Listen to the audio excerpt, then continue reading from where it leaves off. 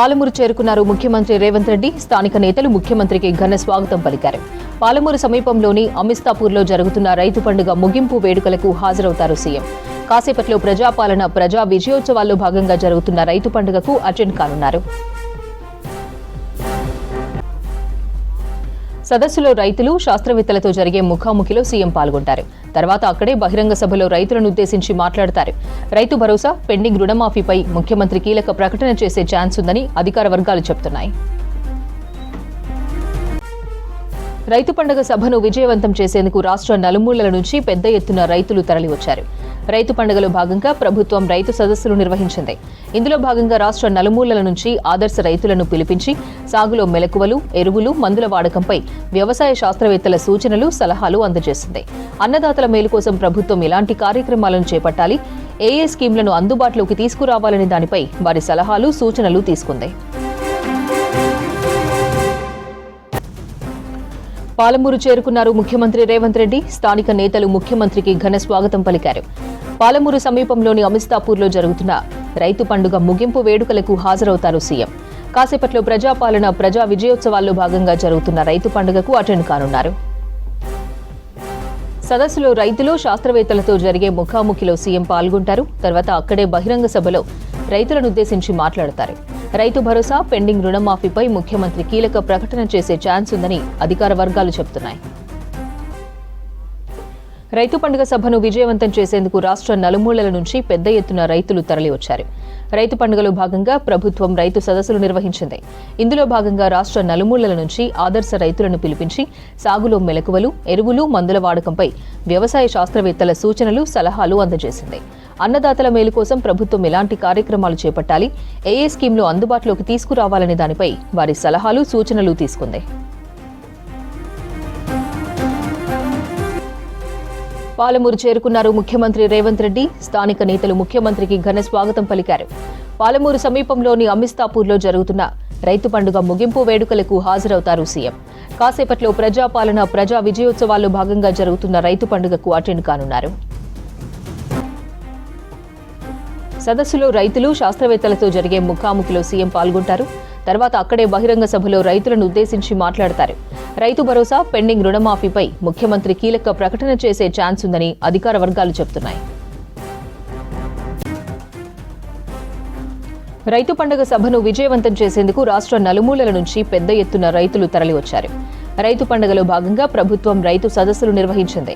ఇందులో భాగంగా రాష్ట్ర నలుమూలల నుంచి ఆదర్శ రైతులను పిలిపించి సాగులో మెలకువలు, ఎరువులు, మందుల వాడకంపై వ్యవసాయ శాస్త్రవేత్తలతో సూచనలు, సలహాలు అందజేసింది. అన్నదాతల మేలు కోసం ప్రభుత్వం ఎలాంటి కార్యక్రమాలు చేపట్టాలి, ఏ స్కీములను అందుబాటులోకి తీసుకురావాలనే దానిపై వారి సలహాలు, సూచనలు తీసుకుంది. కడుపులో మంటలు కనబడతా ఉన్నాయి. అయ్యా కల్వకుంట్ల కుటుంబ సభ్యులారా, ఈ వేదిక నుంచి, పాలమూరు గడ్డ నుంచి కేసీఆర్ గారిని గెలిపించి ఎన్నో ఆశలు పెట్టుకుంటే తెలంగాణ వచ్చిన తర్వాత ముఖ్యమంత్రి మాకు మొండి చేయి చూపించిన ఓ కల్వకుంట్ల కేసీఆర్ ఈరోజు మా పాలమూరు బిడ్డలు, మా పాలమూరు రైతన్నలు పండుగ చేసుకుంటున్నారు. చూసి కళ్ళల్లో నిప్పులు పోసుకో పర్వాలేదు. భారతదేశ చరిత్రలో 54,000 కోట్లు ఒక్క సంవత్సరంలో రైతులకు ఇచ్చిన ఘనత కేవలం మన పాలమూరు బిడ్డ రేవంత్ రెడ్డి కాంగ్రెస్ ప్రభుత్వాన్ని మాత్రమే. ఇది తెలంగాణ ప్రజలు గుర్తించారు కనుకనే ఈరోజు లక్షలాదిగా తరలి వచ్చి ఈ ప్రభుత్వానికి, మంత్రివర్గానికి, రేవంత్ రెడ్డి గారికి, అధికారులకు అందరికీ కూడా ఆశీర్వదించడానికి అందరినీ ఈరోజు ఇంత పెద్ద సంఖ్యలో వచ్చిండ్రు. ఈ రైతులను మేము తీసుకురాలే, స్వచ్ఛందంగా మేము వస్తాము అని చెప్పి బండ్లు పెట్టించుకొని వచ్చిండ్రు. ఎందుకు వచ్చిండ్రయ్యా అంటే దానికి కారణం ఉంది.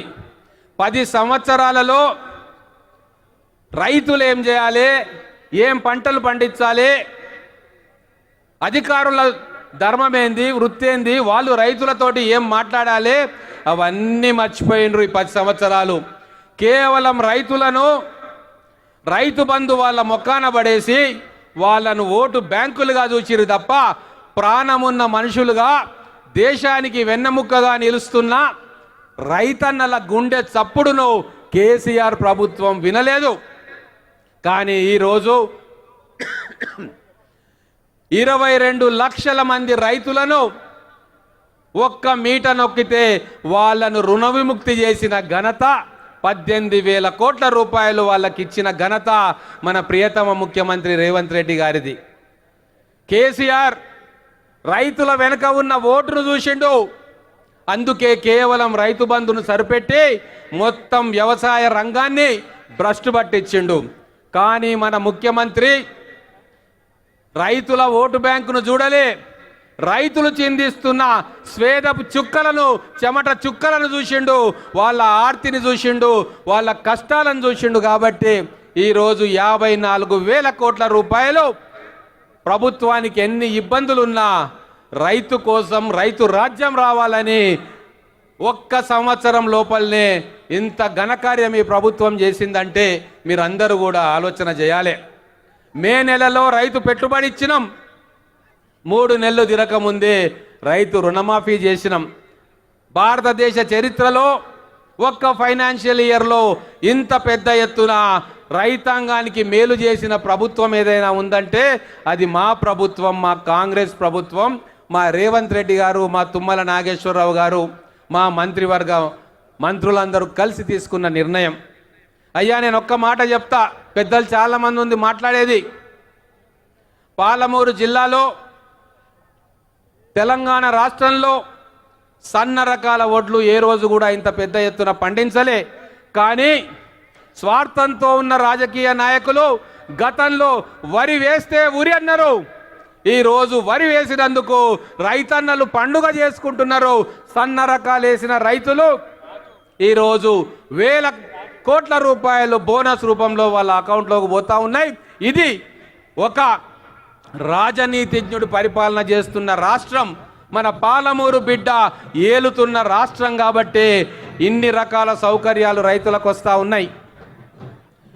మా మేనిఫెస్టోలో ఎవరు పట్టించుకొని, ఎవరు కనీసం ఓటు బ్యాంకుగా గుర్తుంచుకొని వర్గం రైతు కూలీలు, కౌలు రైతులు వాళ్ళ కోసం ప్రత్యేకంగా ఆలోచించి భూస్వాములకే రైతు బంధు వస్తుందా, చెమటోడ్చి పండించే మా రైతు కూలీలకు కానీ కౌలు రైతులకు కానీ వాళ్ళకెందుకు ప్రభుత్వం నుంచి సహాయం అందకూడదు అని చెప్పి మేనిఫెస్టోలో మా శ్రీధర్ బాబు గారు చైర్మన్గా ఉన్న మేనిఫెస్టోలో పెట్టుకున్నాం.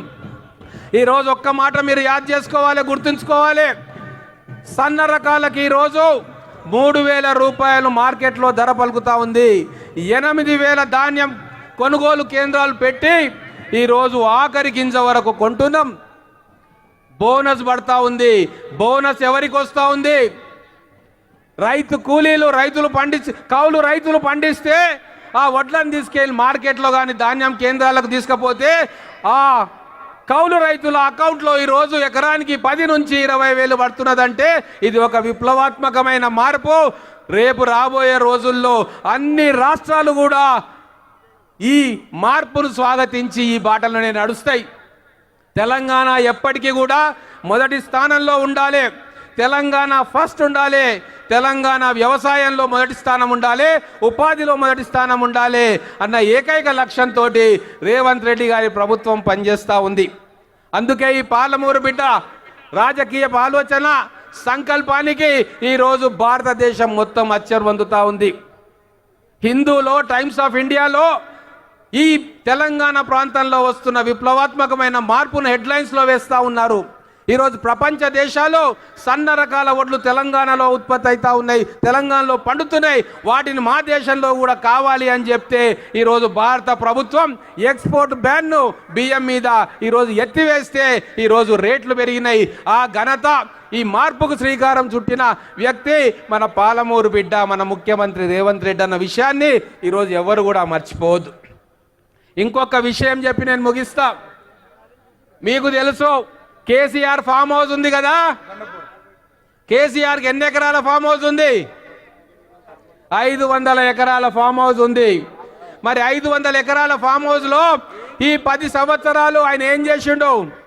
అగ్రికల్చర్ ఆఫీసర్లను పిలుచుకున్నాడు, ఎక్స్టెన్షన్ ఆఫీసర్లను, ఇజ్రాయెల్ నుంచి శాస్త్రవేత్తలను పిలుచుకున్నాడు, అమెరికా నుంచి ఎక్కడెక్కడ కొత్త కొత్త టెక్నాలజీ వస్తుందో వాళ్ళందరినీ పిలుచుకొని ఆ టెక్నాలజీ ఎక్కడ వాడిండయ్యా అంటే ఆయన ఫామ్ హౌస్లో వాడిండు, వాళ్ళ అంచర్లకు చెప్పుకున్నాడు, బీఆర్ఎస్ వాళ్ళకు వాడిండు. గడీలల్లో కోటలల్లో టెక్నాలజీ, కొత్త విధానాలు, కొత్త సాగు విధానాలు అన్నీ కూడా గడీలో బందీ అయితే ఈ ప్రజాప్రభుత్వం వచ్చినాక ఎట్లయితే డిసెంబర్ 7న ప్రగతి భవన్ సంఖ్యలు తెగిపోయినాయో ఈరోజు ఒక్క సంవత్సరం లోపల రైతాంగానికి సంఖ్యలు తెగిపోయినాయి. దేశ విదేశాల్లో టెక్నాలజీ ఈరోజు మా స్టాల్స్లలో 200 స్టాల్స్లో రైతన్నలు అక్కడ ఉచితంగా నేర్చుకుంటున్నారు. అధ్యయన సదస్సులు జరుగుతున్నాయి. ప్రజా పాలనకు, మూర్ఖపు పాలనకు ఇంతకంటే ఉదాహరణ ఈ భూమి మీద ఇంకోటి దొరకదు. అందుకే సోదరులారా, ఇది ట్రైలర్ మాత్రమే. ఈ సంవత్సరం రాబోయే 4 సంవత్సరాలలో వ్యవసాయం పండుగ కాదు, వ్యవసాయం ఒక మహా ఉత్సవం లాగా జరిపించే కార్యక్రమం మా రైతన్నలను నిటారుగా నిలబెట్టి భారతదేశం గర్వించదగ్గ రైతులుగా తయారు చేసే యంత్రాంగం, సంకల్పం, కార్యదక్షత ఈ తెలంగాణ రాష్ట్రానికి ఉందని తెలియజేస్తూ ఈ అవకాశం ఇచ్చిన పెద్దలకు ధన్యవాదాలు తెలుపుకుంటా ఉన్నాను. జై కిసాన్. కార్యక్రమంలో పాల్గొందుకు వెంచేసిన ఆనరబుల్ మినిస్టర్స్ అందరికీ పెద్దలకు స్వాగతం పలుకుతోంది వేదిక.